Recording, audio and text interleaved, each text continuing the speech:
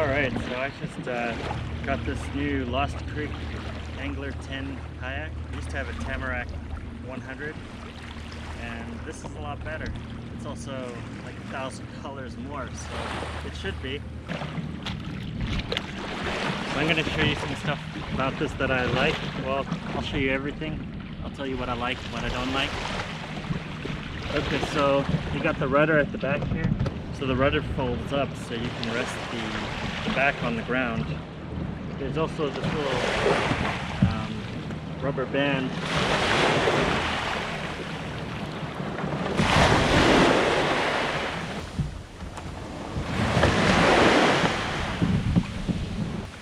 Okay, so there's a little retainer to put the rudder in for when you're traveling. There's a handle on the back here. That's pretty nice.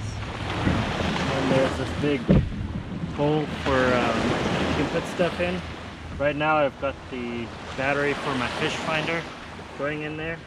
Just stuff with some Velcro. Pull it out. And it's soft, so it seals up. You got a little back here that you can put stuff in, but it's pretty small. And there's a scupper plug back here. And the nice thing about all the scupper plugs on this kayak is they're attached to the kayak, so you don't really lose any. And they also have these mounting brackets all along each of the sides, which is pretty sweet. I got the Kayak boomstick for the camera that's mounted on there right now. So moving forward, you got the chair. It's pretty comfortable, and the nice thing is you can go all the way flat, and that's pretty useful for me. Quite a few times I would have found that handy, like when you're going under bridges and stuff. It's pretty hard to do that unless you can lie flat. So this it's adjustable. There's straps on each side, but one of the things is if you lean too far back, it snaps it out of place, and it's pretty tough to put it back. You need pliers, which I didn't bring. Here's my fish finder. I got a Humminbird Helix 7, and then I got the Kayak switchblade for the transducer, so I can just flip it down and pick it back up when I need to. I prefer this to mounting it on the bottom because I drag my kayak a lot getting to places. I like this so I can just pick it up and put it to the side, and it's out of the way. It's not going to get damaged or scratched or anything. This Helix 7 has side scan, so there's a nice options if you don't have the side scan to mount it inside the kayak. But I don't really, I really wanted to try the side scan once. So this kayak has a pedal drive. It's plugged in right now. You just pull these tabs to the side, and it's got two handles so you can lift it up. You gotta have the propeller facing up and down. Pull it out.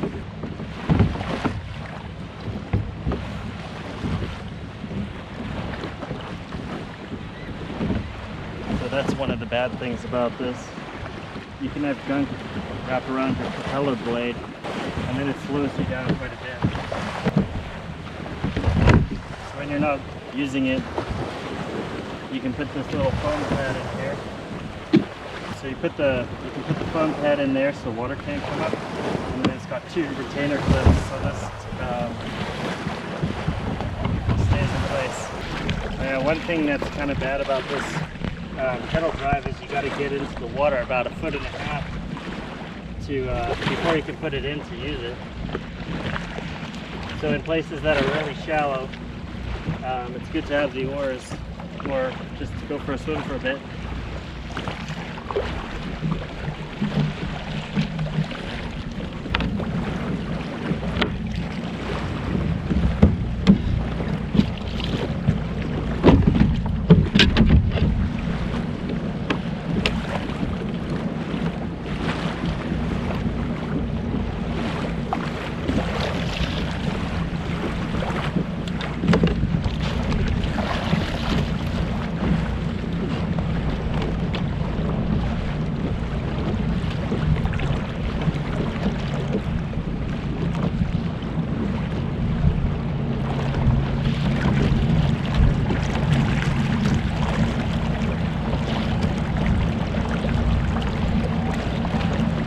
got my control down here on the left, so I can, if I'm fishing, I can have my rod like this, and I can still control it. But that's just a preference. You can put it on any side you like. Okay, so there's quite a bit of storage space under the seat. I don't really have too much under there, but you can put a tackle box. Actually, you can put 2 tackle boxes under there. There's quite a bit of room. I just have my cell phone and its waterproof case. Got my fish grips and my measuring board. It's got 4 more scupper plugs back here. And one of the things I like is it's got these nice phone grips, so you can lift the thing up. It's actually why I opted for the 10-foot and not the 12-foot. It's like storage and a lot of tight places. It's hard to move around a 12-foot, and a lot of the guys with those have trailers and stuff, and it's just more mobile with a 10, but maybe it won't be so good out on the ocean, and there is some speed sacrifice, but I'm not too worried about that. So moving along, you got 2 more rod holders up here, and you got these ropes along the side. I'm not sure what this rope is for. It doesn't really do much, but on this side, this one over here is for your anchor. I don't have an anchor right now. I haven't been doing too much stationary fishing, mostly just drifting and trolling. So one thing I've added on to here, so this kayak, it comes with a pedal drive, but there's no oars. So I've added these oar holders, and I got 2. That really came in handy because my rudder control broke, and I would be screwed without the paddle because I wouldn't be able to control. The kayak comes with 1 rod holder. I put another one on the side there. Okay, so at the front here you got this storage. In here I got some stuff. This little piece comes out, so you get access to the bottom, and then you can put this one in there. I just got some tools that came with the kayak in case you got to do repairs. There's my GoPro batteries.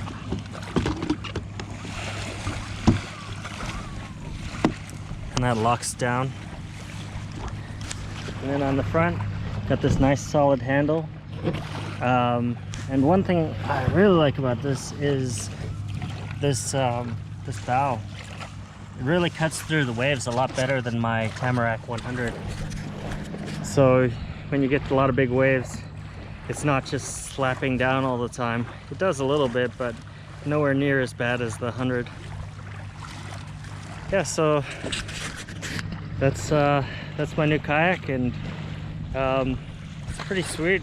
Just the control, the rudder control needed to be fixed, and the chair has that little problem if you lean back too hard. But I mean, it's not broken, it's just you gotta put it back in.